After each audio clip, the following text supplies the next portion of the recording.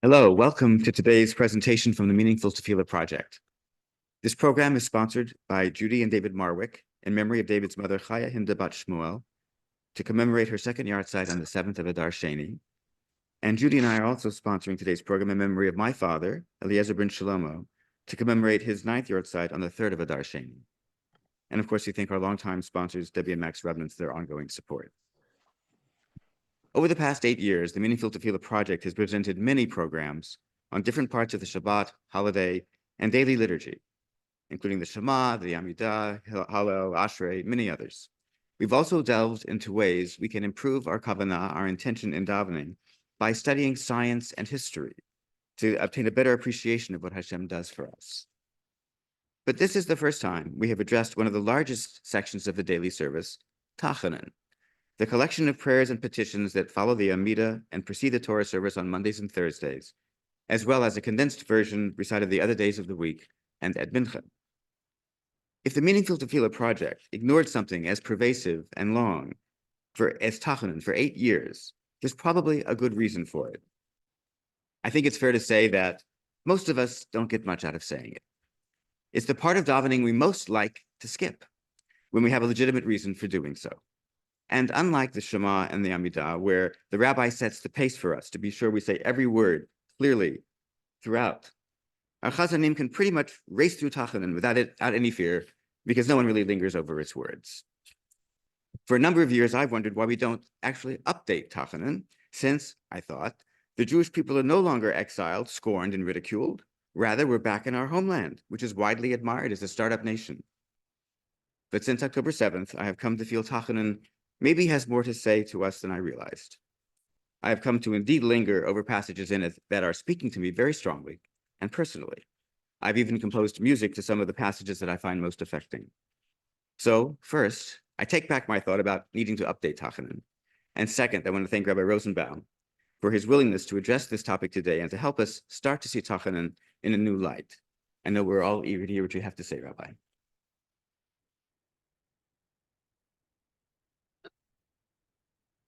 Is the camera okay?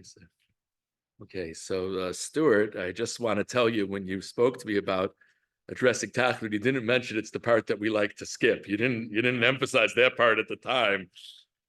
You said something like you were saving it for me all these years. What? Got it. I understand. Thank you very much, Stuart, for having this idea. I think it's a wonderful idea, and thank you to you and Judy for sponsoring, of course, the Marwicks and the Rudmans for sponsoring. It should be merits for all the neshamos. Sorry to repeat myself, but it always bears repeating. The greatest thing, Stuart, you're doing for your parents, the neshamos, is your continuing effort in this program, and it should always be a schus for the neshamos. Okay, so first of all, I just want to piggyback on Stuart's comment for a moment.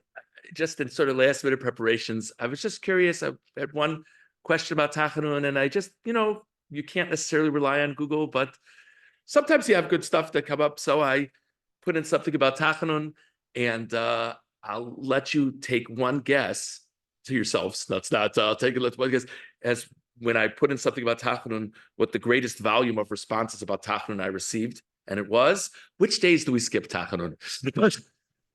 So it's as I'm sure is the case for shuls around the world. Our shul has initiated different tefillos since October 7th as a merit that things should go well in Israel. And so right now, currently, we're saying different chapters of Tehillim at different minyanim. And someone came to me, and I appreciated it very much. Someone came to me not long ago, said, I think we should do something a little bit extra. I said, what do you mean? He said, we say one parak of Tehillim. Wouldn't it be nice if we had a set of Tehillim at a specific time during the week? And that actually, Sunday nights at Shul, if we're doing it for a number of weeks, after Mincha Marav, we say like Tehillim responsibly for like 15 minutes. It's very meaningful. And it was a nice idea. Let's say I could have turned to this person and said, we're going to do better than specific chapters of Tehillim. We're going to make a collection of verses and phrases that evoke our beseeching God to help us. And let's say I could say to the person, I'm a very deep person, I'm very mystical. I'm going to figure out the times that God is most inclined to hear our prayers. And we're going to organize a special tefillah, a new tefillah reflecting this need. And we're going to say the extra things that you're talking about on a time where God is most inclined to hear us. Sounds pretty good, right? Welcome to Tachanun. But seriously, and you'll see as we go through, and that's what Monday and Thursdays are. Though it's true that your average shul goer is uniquely excited when they see a moel and shul on a Monday or Thursday morning, that because we don't say Tachanun on those days, that is true. But there's a tremendous force to every Tachanun, and there's a tremendous force specifically to the Monday, Thursday Tachanun. I shared this with Stuart. It's funny what sticks in your mind. When I was in high school, which was a number of years ago at this point, I do want to say, there was a Shabbos afternoon talk. I was in this very room, and there was a well-known rabbi who was here as a scholar in residence. His name was Lava Shalom. His name was Rabbi Nissim Walpin, and he was addressing a certain topic. And he got up and he said, "I would like to tell you about the V'hu Rachum syndrome." The topic was not Tachanun. What's the V'hu Rachum syndrome? People daven the Ilan Yom Kippur with tears flowing. He said, if we would say V'hu Rachum and the last tefillah on Yom Kippur, we would be so emotionally engaged in this tefillah. Why are we not engaged in this tefillah V'hu Rachum? Because we say it every week. So his point was that, I don't know why you ever need to bring someone else in to talk about something. You have Rabbi Emunah was the rabbi, you have such an esteemed rabbi. It's the V'hu Rachum syndrome. That's the only way. In other words, you're not so excited about your rabbi because you see him every week. But the point of the tremendous power of V'hu Rachum, I think, is very instructive. Okay, if you're here in person, hopefully you've gotten the packet, and if not, Judy Rosenthal is strategically positioned to get it to you. Thank you very much, Judy. What will be very helpful as we go through is an Art Scroll English sitter. So I know there's a link for the packet on the Zoom. I hope people at home have an Art Scroll English. Just to clarify, the only value of the Art Scroll English is I'm going to highlight specific lines. I'm going to say it's on such a page, on such a line in the Art Scroll English. So, okay. I just want to read to you first. It's the first thing here in the packet. I just think it's a nice introductory idea from Rav Soloveitchik, Zichrono Livracha. Tachanun. Tachanun is related to the word techina. Techina is supplication. The word techina suggests an unearned grace, something not due to us. If you remember, we talk about the fact that God is rachum v'chanun. Rachum means he's merciful, but chanun is something similar to that. Chanun is understood to be related to chinam, that we're asking God to do kindnesses to us that we don't even deserve. That's what tachanun is. We're begging God for kindness in ways that we don't even think we deserve it. We prefer techina to bakasha. Bakasha is a request. Why do we call this tachanun? Why don't we call it bakashos? We're asking God to redeem us in all kinds of ways. Because the latter suggests a claim, a demand. I'm asking something of you, God, because you owe me one. I've done so many mitzvos. Isn't it time? Isn't it time you bring the Beis HaMikdash because we've done so many mitzvos? Maybe, maybe not. Not a bad point. That's what a bakasha would be. The principal topic of Jewish prayer is techina. Not that you owe it to me, God, but we're just asking you, we're just begging you because you love us and you're kind to us. And maybe you'll do us this kindness, whether or not we deserve it. Praise and thanksgiving are merely prologues and epilogues. Techina is emphasized in Judaism based on our singling out of one particular emotion above all others as the central requisite for prayer, namely dependence and hopelessness. Might not feel very good, but that's the core. And the truth is, if we understand that we're dependent on God and we embrace that dependence, it does feel good. Think of the image of a young child burying themselves in a parent or grandparent's hug. It's a wonderful feeling. That's what it is to God. We just turn to you. We need you. Though contradictory emotions may exist within our prayers, such as joy, sadness, gratitude, submission, shyness, the feeling of dependence in our state is paramount. So that is like the overarching feeling for Tachanun and for much of Tefillah. Okay, there are there's obviously it's an obvious question. Why should we say Tachanun, the longer Tachanun, on Mondays and Thursdays? Why should that be? So there's a lot of sources here, sort of going in the same direction, but I just want to share with you. This is from the sefer called Amanhig. Matzasi b'medrash, Dirshu Hashem b'hi matzao. It's a very famous pasuk from a Haftorah, the Haftorah of fast day afternoons. Seek out God where He is found. Now, the famous drush on this is there's a specific time of year that God is uniquely found, and that is Deser Semei Tshuva, the period between Rosh Hashanah and Yom Kippur. But the Medrash says something else. What does it mean to seek God when He's found? B'sheni uvachamishi, Mondays and Thursdays. Timtzu unoto, you can find Him. Lios karev aleichem im tidrashuhu. If you seek out God on Mondays and Thursdays, He's uniquely more inclined to respond.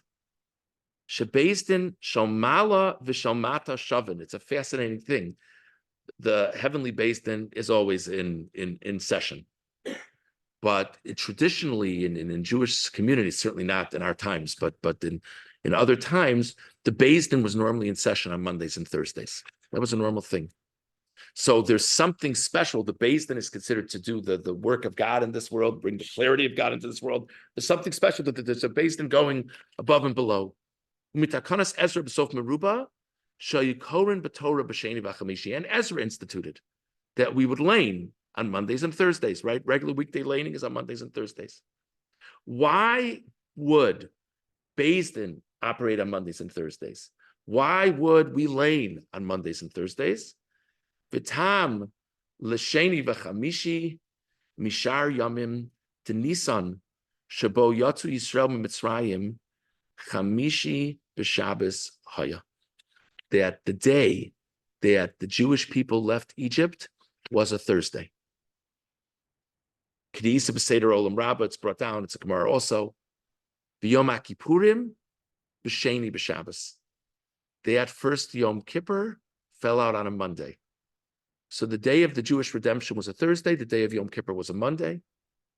What happened on Yom Kippur? Yom Kippur is when Moshe Rabbeinu comes down with the second luchos. It's certainly apropos of the parsha of the week, right? The first luchos were broken because of the sin of the golden calf. God doesn't even know if He wants to continue with the Jewish people.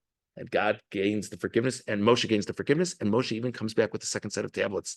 And He comes down on Yom Kippur. And that's why we're taught, that's why Yom Kippur is a day of forgiveness, because that was the ultimate sign of God forgiving the Jewish people. So Yom Kippur, that first year when Moshe came down with the second tablets, was a Monday. Moshe ola b'chamishi l'kavel luchos ha'achronos. The day that Moshe went up for that final session of 40 days to accept the second luchos was a Thursday. V'yard b'sheni b'yom HaKippurim, and it came down on a Monday. V'nei lo salachti kidvarecha. God, in deciding to give Moshe the second set of luchos, says, I've forgiven you as you've asked. That's that pasuk that we say at Kol Nidre. Vayomer lo salachti kidvarecha. I hope I'm getting it right. And He said to him, I've forgiven you like your words. V'lochein huchan l'mechila u'slicha l'doros. So therefore, these days of Monday and Thursday, because of these major episodes in the history of Klal Yisrael, are designated as days for forgiveness. So it's not random that we're saying those on Monday and Thursday. It's an interesting thing to think about. Okay, the next source is from the Avudraham. Now, I just want to sort of thinking about it from this perspective, and I think that mashal I gave about having an extra davening session at the beginning, I think is appropriate. I don't know about any of you. The way I normally think about Tachanun is like Tachanun is the Vayomer Dovid, where we go like this, and that's every day, Shachar, Mincha. And then I don't know, for some reason, on Monday and Thursday, they gave us more to say. It's probably like the Moles conference or something like that decided on it, something. So really the way to think about it, from my understanding here, is the real Tachanun is Mondays and Thursdays. That's really where it's at. And then there's another aspect of it. We should always say something. So we say an additional thing, not an additional thing, a small component. We say the rest of the week. What's the story of Tachanun, of the full Tachanun? So the Avudraham, there's numerous variations on this story. Because of Evan Ayarchi, Shamati Sheyasduhu, I should clarify that Tachanun is not discussed in the Gemara. There is a discussion of the Gemara about personal prayers after Shemona Esrei. I think actually, Stuart, I think Rabbi Reingold's talk addressed this, if I remember correctly. And that Elokai Netzor, that last page of Shemona Esrei, is sort of a memorialization of a standard prayer after Shemona Esrei. But when the Gemara talks about it, the Gemara is saying is people can do all kinds of things. So the idea of Tachanun seems to be a follow-up of that. By the way, Tachanun is specifically supposed to follow Shemona Esrei. There's a unique idea that a person really shouldn't speak a word from the time of the Chazan's Rebbe, or certainly if someone's davening by themselves, from Shemona Esrei into Tachanun, because Tachanun is the logical follow-up. It's the great power of requesting things of God after one has davened Shemona Esrei. So what is the story of the Hurachim? Kasav Avnayarchi Shamati Sheyastuhu Shloshas Kanim Al Sfinas Galus Yerushalayim. There were 3 scholars who were sent on a boat to exile them from Jerusalem. Shehigia el Memshelas Hegmon Echad. They came across some powerful figure. V'yomar l'nasosam b'kivshon ha'esh. So they're sent off on this boat, and on their journey, they come across some powerful figure who says, you know, you people, you're really Jewish? I'm going to put you through a furnace. Imhu mizera Yisrael. If you're really descendants of the Jews, we're going to give you the Hananiah, Mishael, and Azariah treatment. The famous story of the 3 Jews that were put into the furnace. They asked him for a 30-day wait period.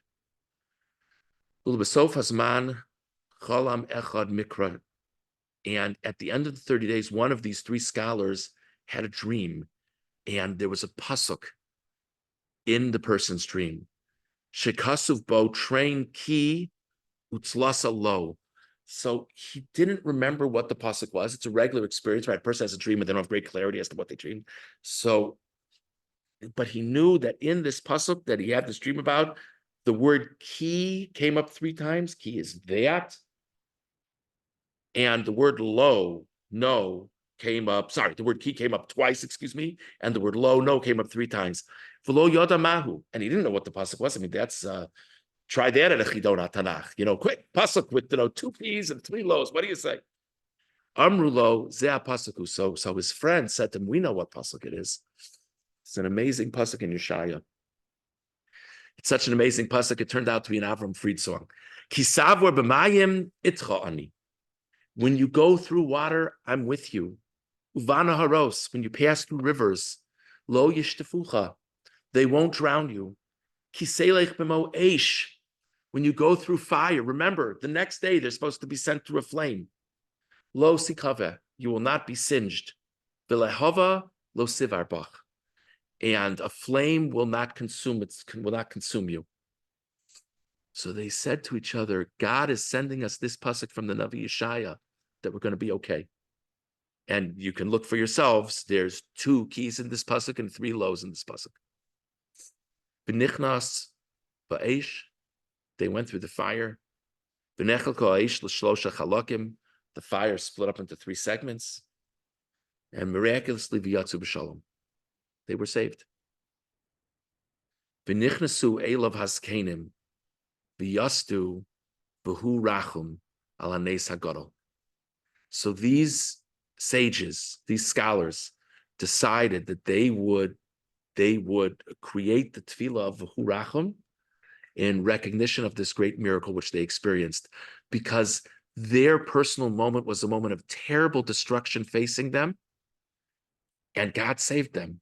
So it's by the way, it's a fascinating thing to think about that. At that moment where they felt so saved by God, they wanted to create a tefillah for the next time people would be in dire situations. And so they each had their own contribution.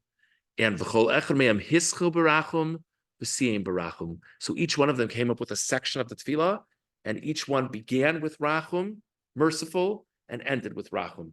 So ha'echad, if you pull out your siddur for a moment, it's page 124 in the siddur. Ha'echad v'hu rachum. The first one is v'hu rachum, and it goes until page 128. If you look at the top paragraph on page 128, the last phrase of the top paragraph is Kikeo melech chanun v'rachum ata. You're a merciful God. So v'hu rachum, he is the merciful one. Hasheni ana keo melech rachum v'chanun. Our phrase is ana melech chanun v'rachum, but I presume it's the same thing. The second one is please, merciful God. And if you see the top paragraph on page 130 ends with the phrase Kikeo melech chanun v'rachum ata. You're a God that's merciful. And the third is Ein kamocha chanun v'rachum. There's no merciful God like you. And I'm sorry, I'm a little bit confused as to how that ends, unless that must be, sorry, it must be that this goes through. Actually don't know where this is supposed to go through. I'm sorry. But that's the third segment. Forgive me for not thinking that out ahead of time. But that's the third segment of V'hu Rachum. So that's the story of the V'hu Rachum. Now, V'hu Rachum is, you'll see in just a quick glance, if you look at the footnotes on the bottom of various pages to V'hu Rachum, there are numerous psukim cited. If you look on the English side, above the commentary, and it's below the translation, above the commentary, you'll see numerous footnotes. Because V'hu Rachum, some of the sections more than others, but there are so many psukim cited in V'hu Rachum. They called Tanakh to think of meaningful psukim about God helping us in our times of difficulties. And then there were also just phrases that they composed. Both. It's an interesting thing. Okay.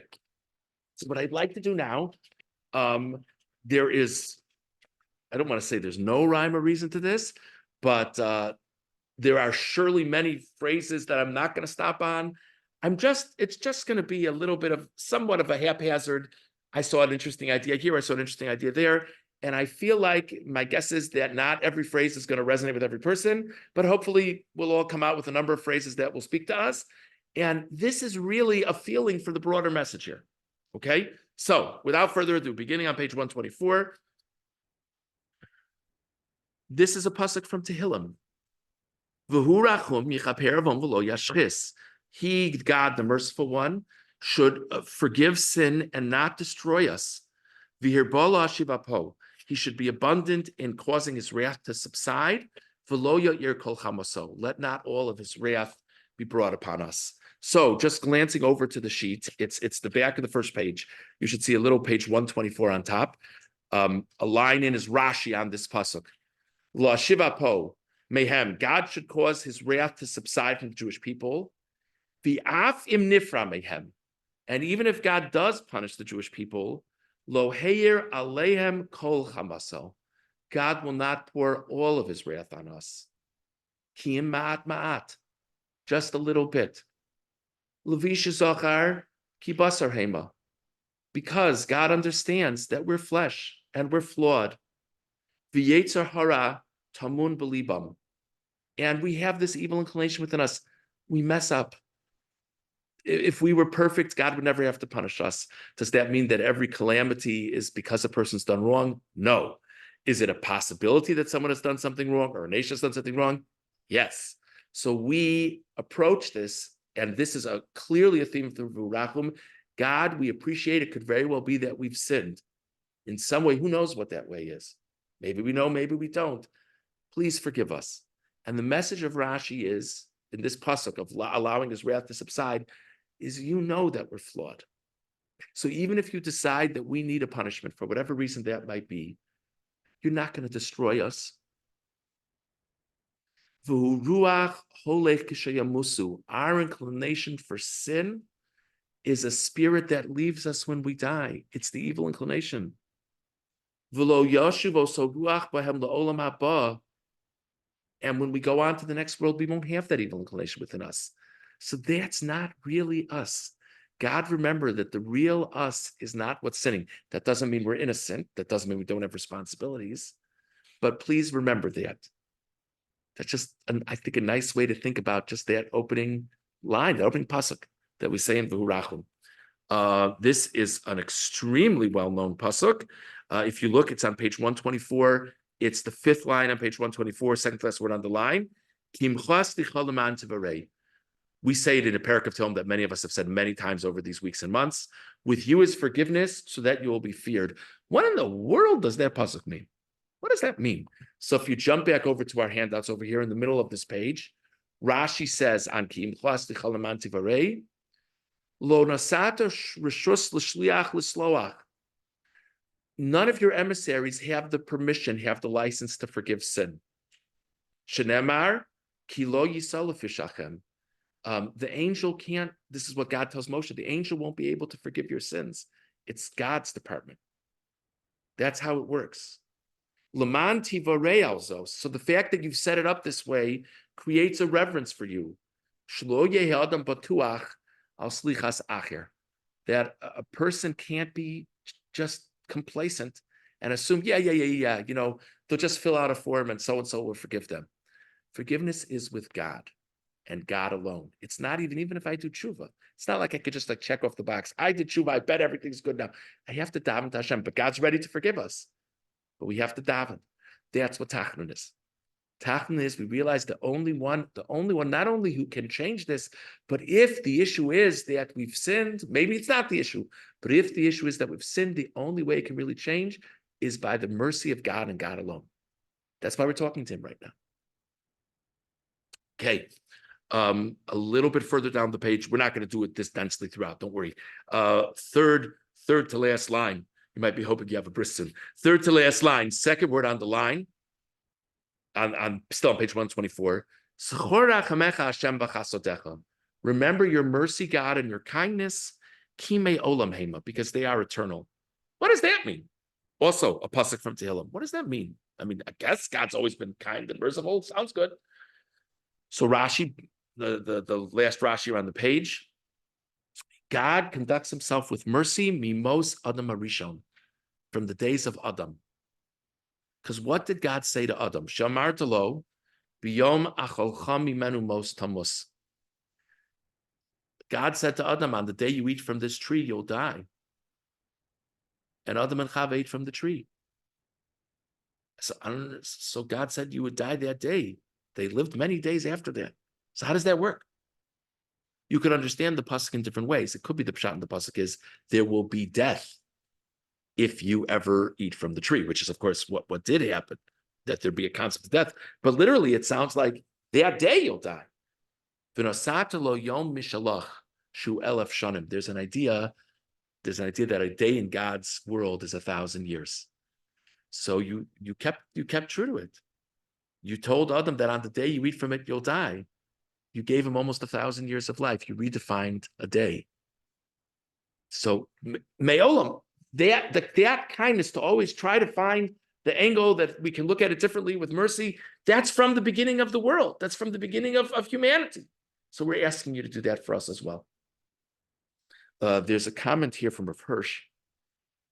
By the way, if the Rav Hirsch comments resonate with you, there's a beautiful, I have it as a 2-volume thing. There's Rav Hirsch on Tehillim and Rav Hirsch on Siddur. I have it as a 2, I think it's put out by Feldheim. I could be wrong. But so all of these things from Rav Hirsch are from Rav Hirsch on the Siddur. And it is because we are the work and the creation of your infinite mercy that we continue to hope for your love. For does not the human heart too cherish with special devotion the treasure for whose creation and preservation it has made the greatest sacrifice? God, you put so much into me. You've put so much into creating me. You've put so much into creating circumstances for me to succeed in this world. Do you want to just flush it down the tubes? And I know you don't want to flush it down the tubes because I know you love me. To be able to remember that as we're pleading with God to change everything, it's also powerful. Okay. Second to last line, or third to last line, last one line. Yanenu Hashem b'yom tzara. Let God answer us on a day of despair. Yisagvenu Shem Elokei Yaakov. May the name of the God of Yaakov, I see it translates this here as make us impregnable. Rav Hirsch on that says on the next page, Yisagvenu Shem Elokei Yaakov is the beginning of the page. Because the trials and tribulations that mark the course of his life, why are you referring to the God of Yaakov here? Yaakov has become the model personality for the people which is descended from him. Yaakov's life was so difficult. It's hard for us to sleep through a full night without worrying about things right now in so many ways. I don't know. How can I get through this? How can I connect to God through this? You know, who's the example for connecting to God with all the difficulties of life? Because he had many, many difficulties in life. The biblical figure, certainly from the Chumash, is Yaakov. And we all descend from him. This people, which carries on his name, is to preserve its trust in God throughout all the bitter blows that may befall it. Part of our essence, part of the core of our relationship with you, God, is that no matter what comes our way, we're still going to be connected to you. You're still going to help us, and we're still going to look to you. So this is a terrible situation that we're saying Tachanun for, but it's part of our national condition. And it is to be sustained by this trust, even as Yaakov was, confident that God will be mindful of it, even as he remembered its ancestor Yaakov long ago, and eventually led him to a pinnacle of joy and happiness. Imagine for a moment a child crying to a parent. Child feels that things were very unfair and very terrible. Child crying to a parent. So when that child cries to their parent, they're letting it all hang out. But if the crying is sincere, they also believe that their crying is going to make a difference. And part of why they're crying is because they believe their parent cares about them. It's not just my theory. I think God cares. This is our story back from Yaakov Avinu. And this in many ways is what Tachanun is about. As we beseech him, we feel his love. Okay, turning to page 126. Turning to page 126. Hold on. Okay, it's about 12 lines or so from the bottom on page 126. V'atah Hashem Avinu, middle of the line. V'atah Hashem Avinu ota. You, God, or now, you are our Father. Anachnu achomer v'atah yotzreinu. We are the material, you are our Creator. Ma'aseh yadcha kulanu. All of us are your handiwork. Interesting, Mashal. What's this about? The Radak here says, even though we've sinned before you, anachnu banecha v'ata avinu. We are your children, and you are our father. V'av lo yiznach habein. You won't deride, you the father won't deride the child. Even if the child messes up. We are the matter, and you are the creator. The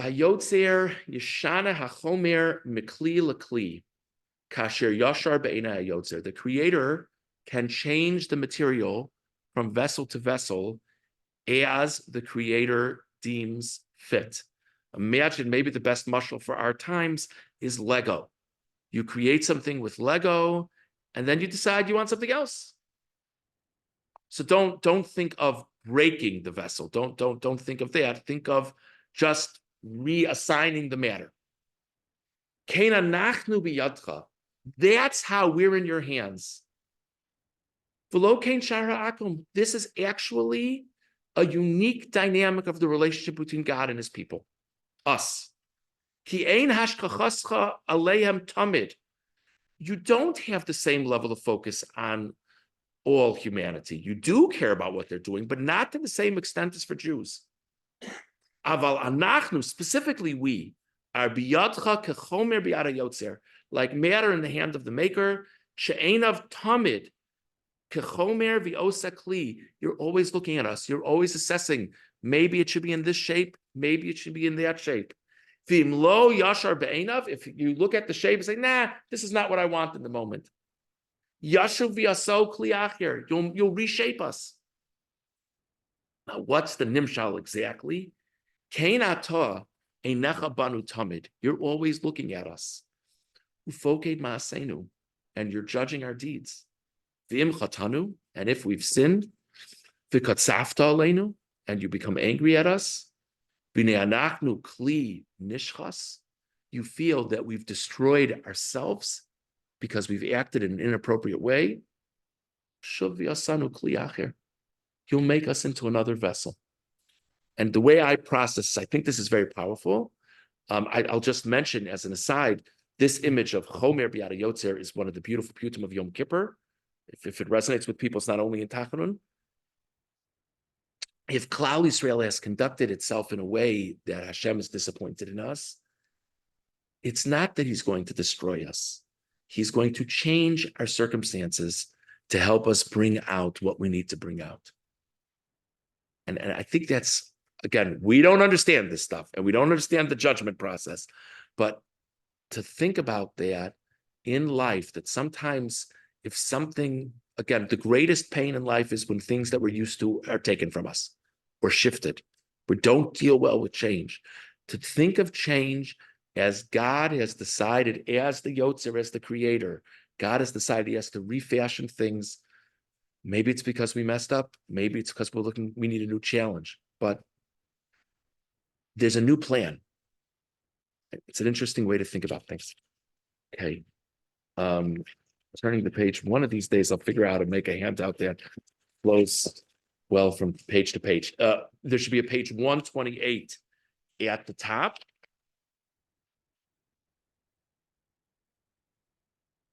This is by the way, this is the beginning of the second section of V'hurachum, the second paragraph on page 128.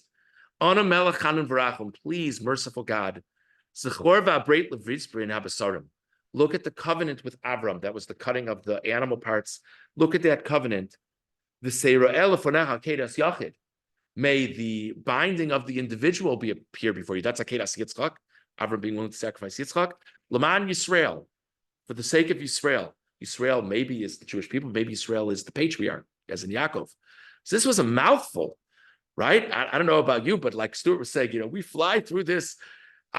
I was struck when I looked at this line. Wow, there's a lot in this sentence. Who would have thunk? Bris ben Abasarim, Kedas Yitzchak, and something about Yisrael. What's this all about? So Rav Hirsch has a very nice piece over here.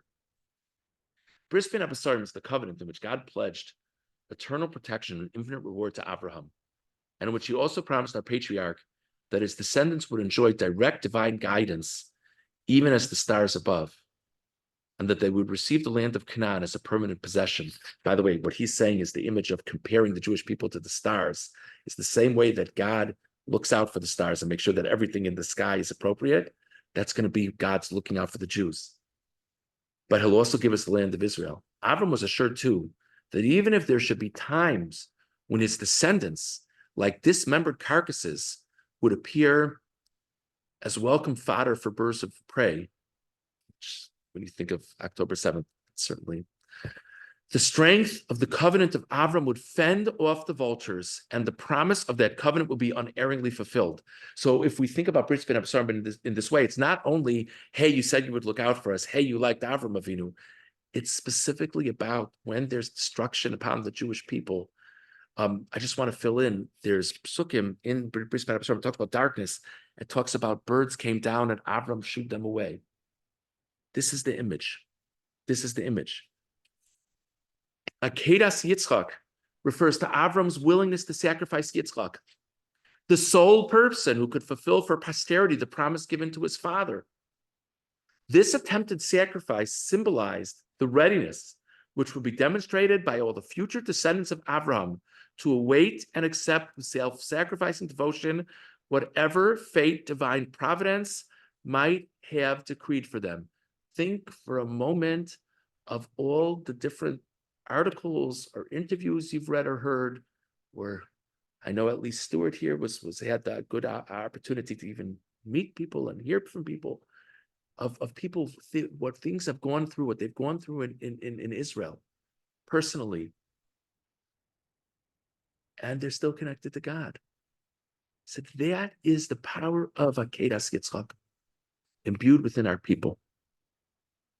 It was on the strength of the patriarch's willingness to offer up his only son that God once again repeated his promise, this time with a blessing that was far broader in scope than the first, and included the future prosperity of all other nations as well. So that's the reference to Kedas Yitzchak. God, you said you would take care of us no matter what. And Kedas Yitzchak, we have it in our spiritual DNA that no matter what comes, we're ready to be devoted to you. And unfortunately, we've seen that many times with the generations of the Jewish people. L'man Yisrael, for the sake of Israel, finally, for the sake of Israel, under which name Yaakov, the third of our patriarchs, was assigned the destiny which was to pass on to his descendants as their inheritance. So with these two ideas in mind, this is what Yaakov, again, and Yaakov is the one who's been through so much, passes on to future generations. And we're the recipients of this. Okay, page 130. Sorry, I knew where this was. I am sorry. Hoshienu. Yeah, it's the paragraph that begins on page 130. It's the second line of that paragraph in the middle of the line. Hoshienu barachamecha rabim.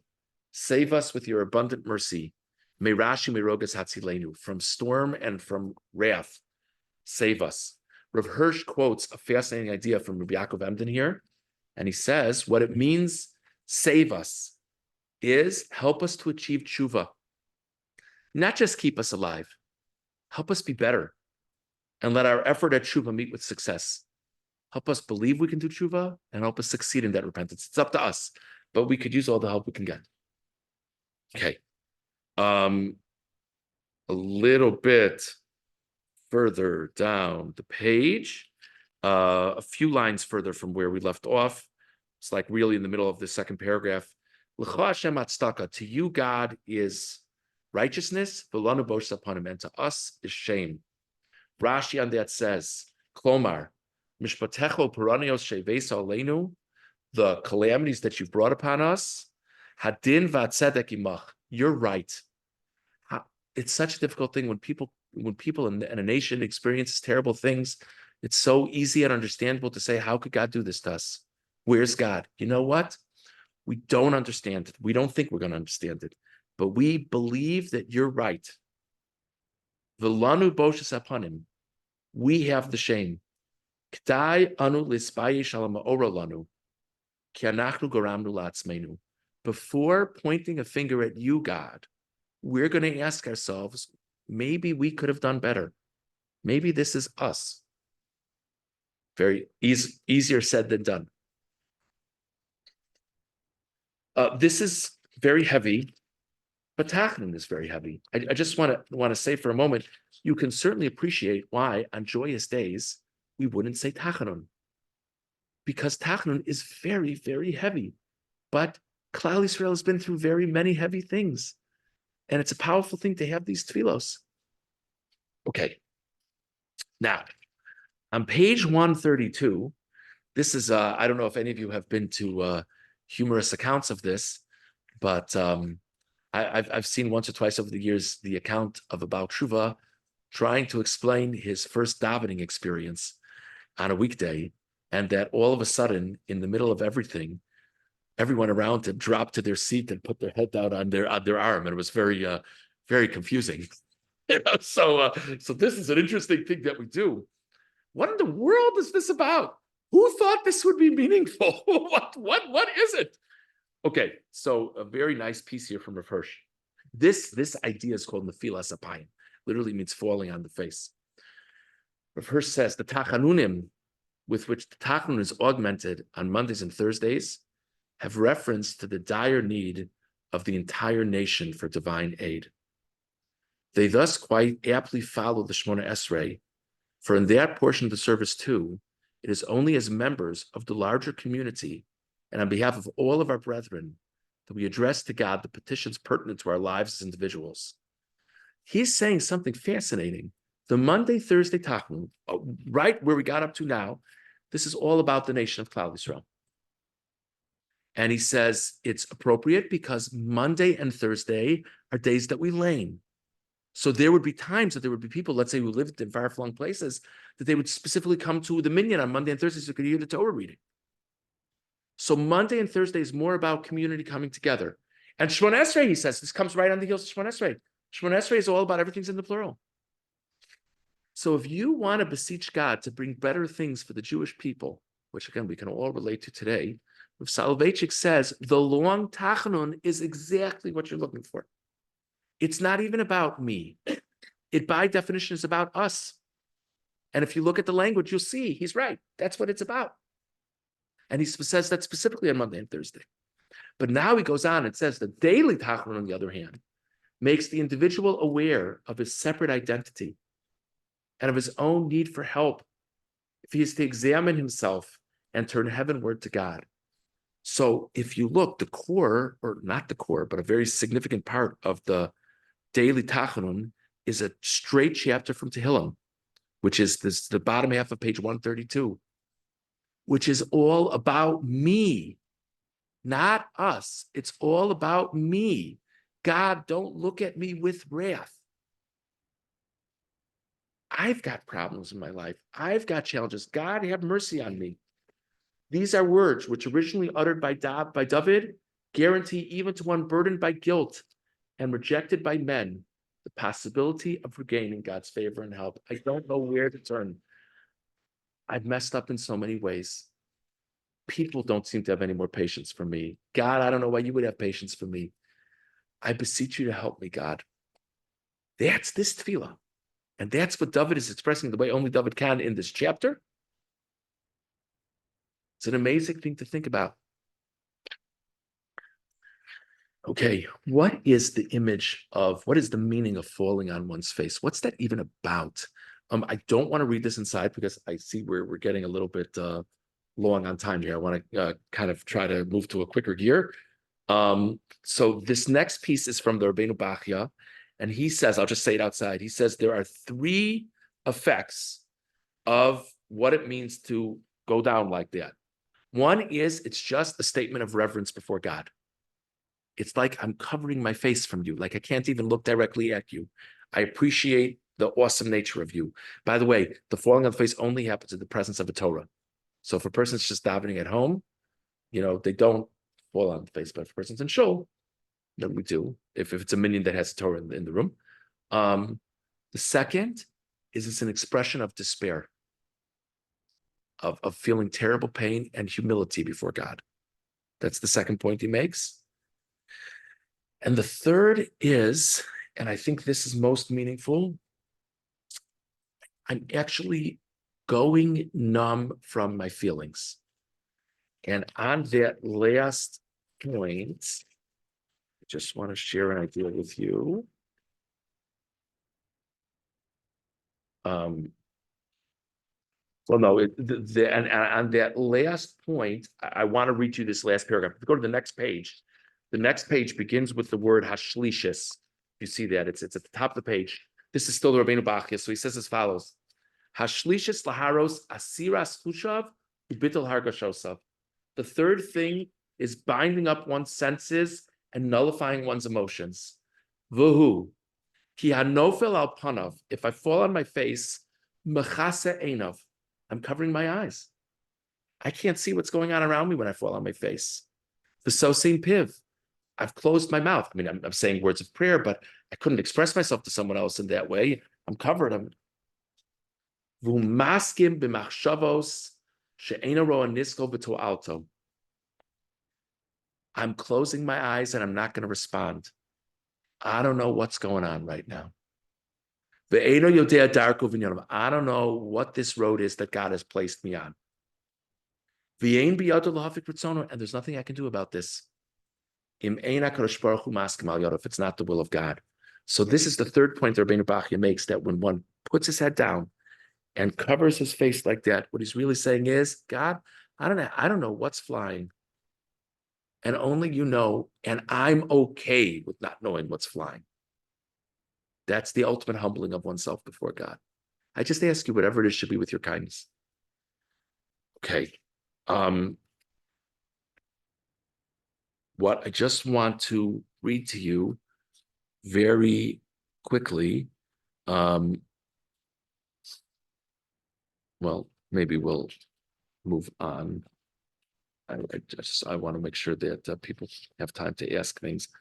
Let's go to the next page. If you see at the top of the page, it's a Tehillim Yud Gimel. And at the bottom of the page is the phrase from David's Parak of Tehillim, Hashem al bi'apcho sochicheni. God, don't look to me with wrath. V'al b'chamaschas yasreini, and don't afflict me with anger. On this, Rav Hirsch says, may God not find it necessary to give outward expressions of his anger in order to bring man to realize that he has erred. And may he not, in his righteous wrath, condemn him to suffer continued pain, so that he might mend his ways. God, I want to do better. And this is what a person is saying when their face is down like this. Help me understand how I can be better. Dovid is already filled with this awareness, but he lacks the strength to do anything about it. Particularly does he lack the strength of soul, which has been crushed by his sufferings. I want to explain to you very briefly what some of Mepharshim say is the context of this parak of Tehillim. If you know the story of the end of Shmuel Beis, it's very much near the end of Dovid's reign. There's a terrible calamity that befalls Klal Yisrael. And Dovid has an image of an angel with a sword unsheathed over Yerushalayim. And it's terrifying. And what Dovid is told is that he has done the wrong thing by executing a census of the Jewish people. And there are three terrible choices that he has to make of calamities that will befall the Jewish people. And God is going to let him choose which one he would least be fearful of. And whichever one that is, that's the one that will be. And according to some Mepharshim, that's the context of this chapter. So, I mean, think to yourself, how much of a failure does David HaMelech feel like at that moment? He's failed his people. But he still sees the kindness of God within it because God let him choose which one. And he still believes that God wants to hear from him. What a powerful thing if a person feels that they keep on bumping into a wall in life, whether because of their circumstances, whether because of their own mistakes. So I think it's such a powerful thing to think about, particularly in this personal. Okay. Okay. Now, almost done, really almost done. On page 134, just in case a person didn't think the Monday, Thursday Tachanun took too long, there's an insert into the sitting Tachanun. Okay, beginning on 134, and the refrain is Hashem Elokei Yisrael, Hashem, the God of Israel, Shuv mecharon apecha, subside from your anger, Vinochem al hara'ah le'amecha, and change your mind from the ills that are befalling your people. Could you think of a more meaningful line to say again and again in these difficult times? That's what we're saying. And now, by the way, just on Rav Soloveitchik's point, we've gone back to the national, if you're keeping score on that. And now I just want to share with you the Ravan. If it was sheet, it's the, I think it's the second to last sheet. There should be a page 134 on the top. Around the middle is the Ravan. Umatsasi b'ksav yad shel Rabbeinu Chassid Shal, shetfilas Hashem Elokei Yisrael Chizkiya Melech Yehuda Yasta, kishetzar Sancheirav al Yerushalayim. Famous story with Chizkiyahu HaMelech. He was the king of Jerusalem, and Sancheirav was a world power. He decided he wanted to take Jerusalem. He laid siege on Jerusalem. So there's a tradition that this is the tefillah that Chizkiyahu HaMelech said. And God sent angels, and Sancheirav's army was decimated. And Sancheirav retreated. There's a tradition that this is the tefillah that Chizkiyahu HaMelech said. Okay. And now it's the last page. Still on 134, but considering 134, says Rav Hirsch, here is a description of our nation's abject state of destitution, which again, as Stuart said at the beginning, might be difficult to relate to in more normal times, but I don't think are difficult to relate to right now. The first paragraph, if you look, we'll just read it together in the sitter. It's a paragraph beginning on 134. Habeit b'shamayim u're'eh. Look from heaven and see. Kayinu lag v'kelas b'goyim. The nations scorn us. Nechshavnu ketzon latevach yuvo. We're like sheep waiting for slaughter. Laro la'abed u'lamaka u'lecherpa, to destroy us, to strike us, to shame us. Uv'chozo shimcha lo shachachnu. But we haven't forgotten you, God. No al tishkachenu. Please don't forget us. Rav Hirsch says we are despised by the other nations.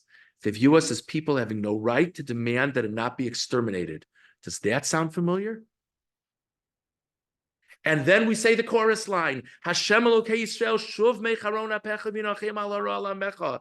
Next paragraph, Zarim Omrim, strangers say, Ein tochelas v'sikva, that we have no hope. Chon om l'shimcha makava, have mercy on this nation who yearns for you. Tahor, Yeshua Seinu Carver, bring our salvation. Yoganu, we've worked so hard. V'lo hunach lanu, but we still haven't been able to rest. Does that sound familiar? Your mercy should conquer your wrath. Ana shuv mecharoncha. Please subside from your anger. V'rachim skula asher b'charta. Have mercy on this elevated nation that you've chosen. On that, Rav Hirsch says, the nations of the world claim that we have neither hope nor prospects of deliverance. And again, we say the chorus line. And finally, Chusa Hashem aleinu b'rachamecha. Look to us with your mercy. V'al titneinu b'chtei achzarim. Don't give us over into the hands of cruel people. Lama yamru agayim ayenoel lokehem. Why should nations of the world say, where is the Jewish God? L'mancha say manu chesed. For your own sake, so that people appreciate that there's a God in this world. Do kindness for us. V'al tachar, don't tarry. Ana shuv mecharoncha. Please subside from your wrath. V'rachem skula asher b'charta. And have mercy on this nation. Rav Hirsch says, the hostile masses treat us with callous cruelty. Looking at Tachanun from the perspective of current events, it's like this section that we add on a Monday and Thursday, it's like the crescendo of the whole thing. Okay, then we're back to what we said every day, back to page 136. It's an interesting thing. At this point, actually on a Monday and Thursday already on page 134, but if it's not a Monday and Thursday, at this point, even if we're sitting in Sholem, we went like this, we're sitting normally now. The idea of shifting physical position is there's a pasuk by Moshe Rabbeinu that when Moshe is beseeching God to have mercy on the Jewish people, there's a pasuk that talks about different positions he has. So we relate to God in three different positions, in leaning over like this, in sitting, and ultimately in standing. But now we have this line, Shomrai Yisrael, guardian of Israel. No, it was not initiated by Chuck Schumer. Sorry. Shmor Sheiris Yisrael, guard the remnant of Israel, V'al Yovad Yisrael, and do not destroy Israel, Omrim Shema Yisrael, the ones who say Shema. And there's two other lines similar. Rav Hirsch on this. This is an appeal to God, in which we plead with him to guard the shattered remnant of Israel, which should serve as a memorial of the dominion of God over man, a nation which through the declaration of Shema constantly reminds itself of the task which as a nation of God's sovereignty, it must fulfill. We say Shema Yisrael every day, regardless of what's going on, because we believe in God and we believe we have a mission. We beseech him to preserve the remnant of that people which is united in the unity and uniqueness of its purpose, the people which still bears through the world the avowal of the one God. We beg him to preserve that people which must guard its moral sanctity, both as Goy, a nation among other nations, and as Am, people in its own inner life. It's really interesting in the second and third lines of this, Shomer Goy Echad, guard the one nation, Shmor Sheris Am Echad, guard the remnant of the one nation. And we have a similar line in the next one, Goy and Am, so meaningful in our times. Goy is a nation on the international scene. Help us still be in existence on the world view, but also help us as an Am, help us in our interactions with each other. And we recognize that our greatest merits for existence and flourishing in this world, whenever it is your will, is Ha'omrim Shema Yisrael Hashem Elokeinu Hashem Echad. That we through it all believe in you. And we say the Shema. Last thing. Bottom paragraph on page 136. We don't know what to do. Our eyes are on you. And by the way, the practice encouraged in halacha is this paragraph, as we say we don't know what to do, we stand up. It's this third physical position, and it creates this feeling of, it's like moving all over the place. Like, I don't know what's going to work, that type of thing. And the final thing here, Rav Hirsch says, this is the sentence with which Yoshafat HaMelech, this was a terrible situation where nations, numerous nations, were binded up against him to wage war with him, concluded his prayer for divine aid in his struggle against the hostile nations that were united against him. This is what he said. It's a direct pasuk from Divrei Hayamim, quoting Yoshafat. There's not a tradition. It's a direct quote. God, it's totally in your hands. We have to do everything we can, but we know that all of it is only going to work if you want it to.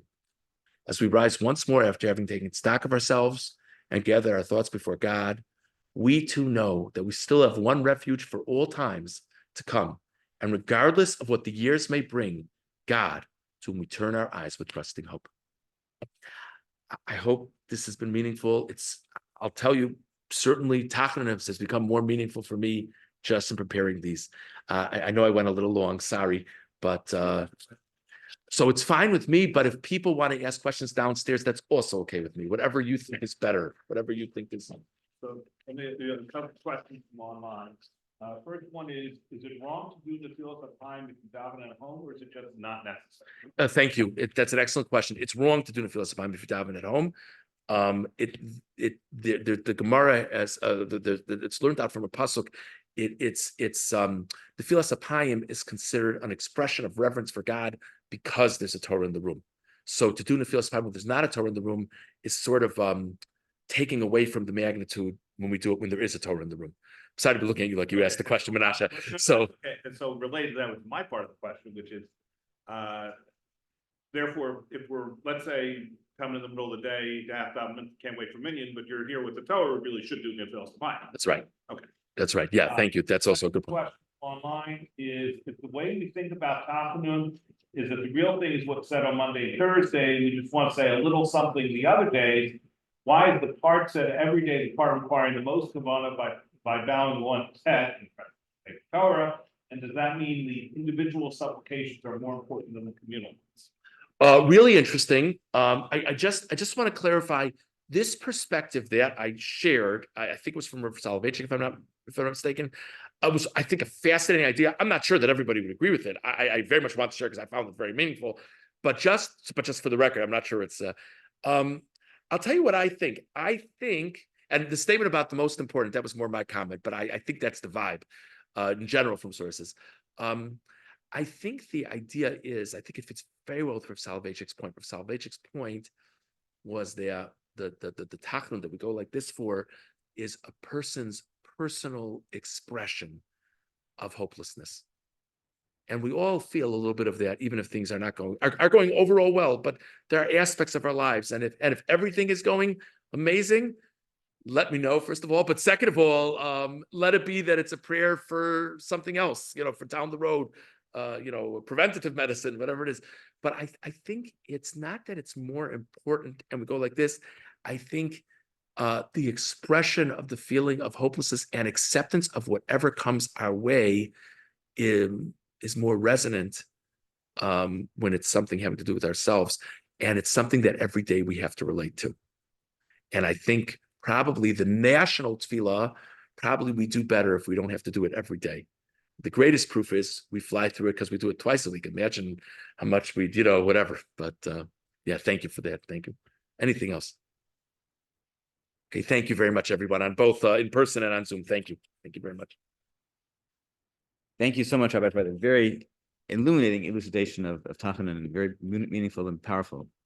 The Meaningful Tefilah Project is doing more projects coming up soon, more programs. If you have any suggestions, by all means, send them to me, or if you want to be on our mailing list or email list, I'm at stuartrosenthal@yis.org. And if you've missed earlier presentations, you can watch more than 50 of our programs online on YouTube on our Meaningful Tefilah Project channel. I appreciate you joining us today. We have lovely refreshments downstairs, fresh fruit, vegetables, white fish, cookies, whatever, lots of good stuff. So please come downstairs and enjoy, and we'll see you next time. Thank you.